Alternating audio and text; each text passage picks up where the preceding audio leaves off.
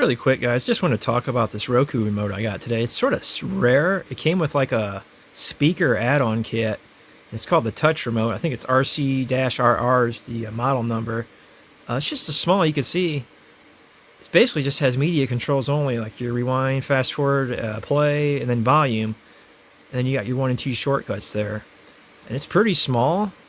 And I just got this, so like, if you're watching Roku with some buddies or whatever, like you could have one remote on you and then you could have this remote somewhere else. Like, say they can't hear it or want to turn it up, they could grab the remote, or if they want to pause it and rewind, it's just a little handy thing to have.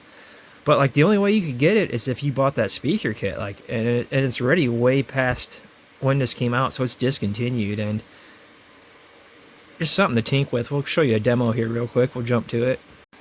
So shout out to Retro Wire. We're going to use his video here because we're going to copyright claim my ass. So you can just hit like play. But I absolutely love the graph. You can jump forward. And then I'm using the, I got the soundbar version of Roku up there on my TV. The camera settings. And it controls the volume too. Got those pickups. Also have. Then if I want to jump, hit number 1, I can jump to Pluto. Number 2, I got freebie. Only thing is I can't control. I got to still have the other remote to control that, to hit cancel or whatever. So. Playing my classic shooting games.